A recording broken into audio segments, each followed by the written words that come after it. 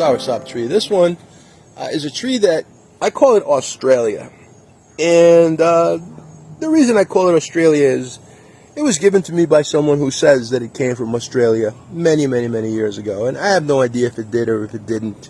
But they call it Australia. And it's got fruit. And it was grown from a seed. And he says that every seedling is the same. He never grafts. Every seedling is the same. And he has one down in Coral Gables. And what he does is he gave me a small plant about 5 years ago. And it started to flower last year. And this year, it's set of fruit. Now, yes, it's very, very small, very tiny. And that's because it was grown in a container. And I kept pruning and pruning. And I think it was a good thing to do because it has a good shape to it. And I'm going to be able to maintain the height here. Just probably about, I'm going to keep it about 8, 9, maybe even I'll go up to 10 feet. And the reason for that is I need to give shade to my cacao trees in the back. You see those cacao trees in the back? They really need some shade now because I had to remove a huge moringa tree that was right here. Huge moringa tree. The thing towered up above the coconuts, and the wind would always break the branches. And one storm came through here, and the thing was leaning at a 45-degree angle, and it fell on top of the cacao trees, and it broke a bunch of branches. It was a nightmare. So I got rid of it. And in the process of getting rid of it, unfortunately, I now have way too much sunlight for my cacao trees. But they'll be fine. They'll get used to it. They'll adapt. I have to give them extra water.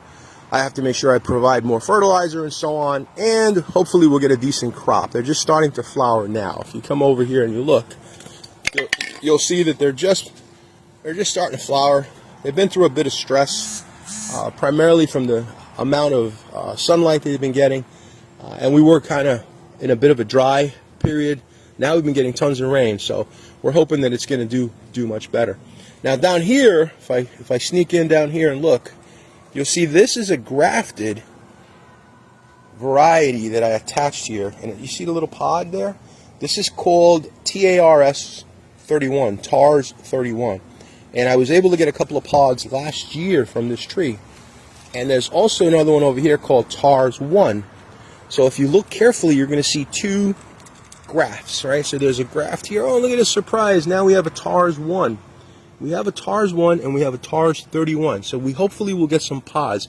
And then if I look carefully at the rest of the branch, the branches are loaded with little buds for flowers. So we're going to get plenty of flowers and hopefully several cacao of the TARS 1 and the TARS 31. So there you have it. These are the two cacao trees. I call them number 1, number 2, and the two grafts, TARS 31, that's TARS 31, and TARS 1. If you want to know more about what that means, check out my page, pepesplants.com, and also watch some of my other videos about the TARS 31 and the TARS 1 cacao. Excellent cacao, and I think it's going to be a great one for South Florida, even with commercial potential. So getting back over here to the left side of the yard, this is a soursop called Super Pro, stands for super productive. And I got this from a friend in Miami. This one was a grafted tree. And again, we're starting to get a nice fruit there. Here we go. It's coming. Beautiful, beautiful fruit. Nice shape to it, nice heart shape. And then I've also got tons of flowers coming, and I'm letting this tree grow much higher than I usually do. Let me show you some more of the flowers. See flowers. This flower is scattered throughout the tree.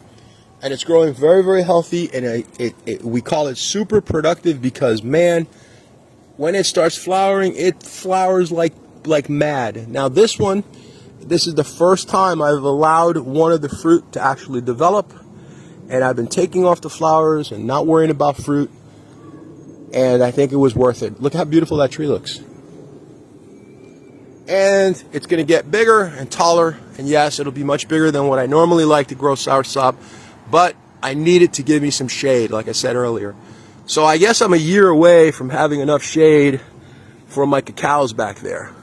Between this tree, in other words, that soursop, and between this soursop, which is going to be a while, but it's going to grow, We'll have some beautiful shade, and we'll have a beautiful framed, we'll have a framed area here with 2 soursops, hopefully producing tons of fruit, and some beautiful cacao trees producing tons of cacao pods.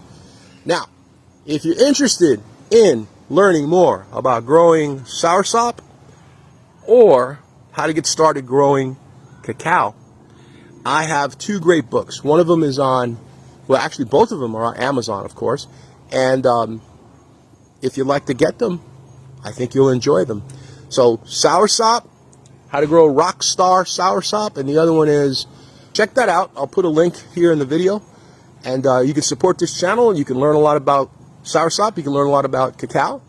All you got to do is go to Amazon and buy the book. All right, everybody, thank you. Have a great evening.